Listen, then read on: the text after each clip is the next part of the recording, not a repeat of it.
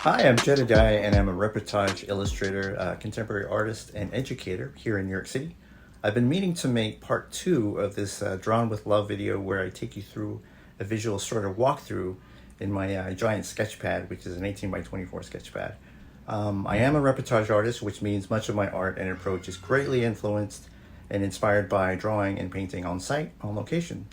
So, in fact, I've been into quite a few incredible projects and I've been doing plenty of location drawing and I've been wanting to make this second part.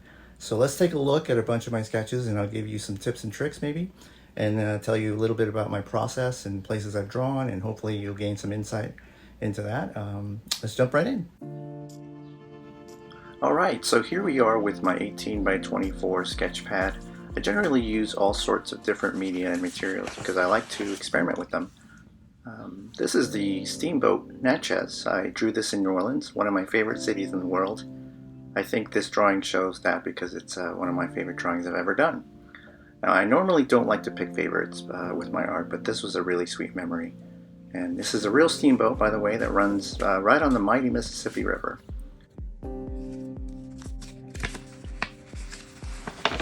Alright, so this is one of those drawings in which I set out to draw lots and lots of people.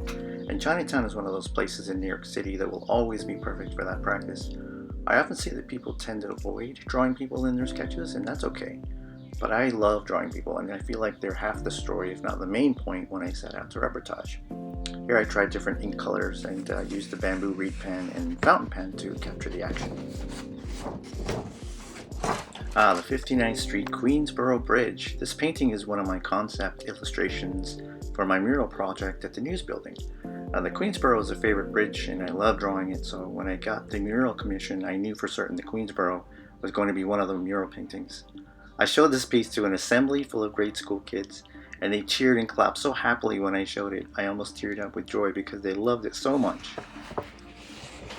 Okay, so moving on to this location drawing, here I used a heavy ink and gouache.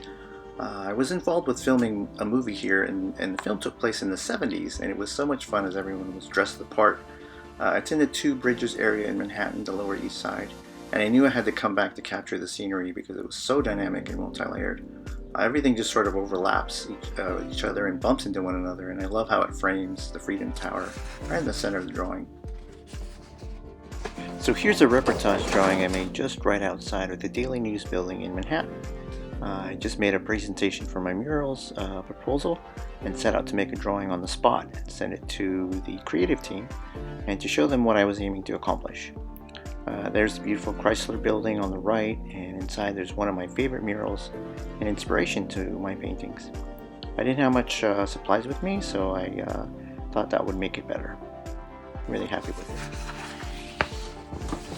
This is a concept preparatory drawing for one of my Manhattan murals, which has a 17-foot mural of Grand Central Station. This drawing made with a dip pen and brush and pastel crayon, I think, actually became one of the designs for the project and turned out to be one of the most difficult that I paint. Here's another view of Grand Central Terminal main entrance. I had more time to develop this piece, so I began to play with mixed media, working out some colors, the mood of the piece, different paper surface.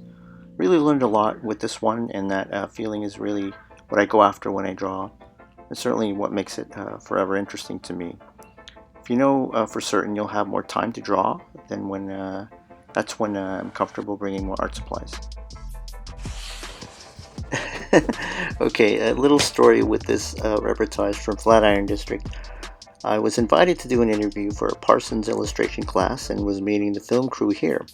I was so embarrassed because I was so late, more than a half an hour, and felt terrible about it because I'm never late. We ended up having this segment, and it was a great conversation and interview filming, and we drew while we filmed for over an hour. Oddly enough, I've never heard or seen the actual finished film. So if you go to Parsons and if you've seen this video, please let me know how it was. Yes, this is the Flatiron District as well. I remember this drawing. It's also the Flatiron, but facing the building itself. I had just finished an audition in the area, was visiting my film agency there. Love drawing people, lots happening at the same time. There's a protest, there's filming, a commercial, and a model shoot. So some of these reportage drawings are in my new online art gallery, which has a curated selection of drawings and paintings available for purchase. So that's a few of my reportage illustrations and urban drawings. Hope I've inspired you to get out and draw, maybe paint in plein air and explore your location. I can't wait to share some of the incredible projects I've been fortunate enough to work on lately and currently in the thick of. In fact, there's a new series I've shared here called Extraordinarily Ordinary Life of an Artist. I'm already two episodes in and quite proud of how they've turned out. So I suggest checking them out, as both films take you through a couple of fun art journeys. So keep an eye out on this channel, because there's going to be more videos coming out. And hit that subscribe button. And remember, if you're not having fun, you're not doing it right. See you outside.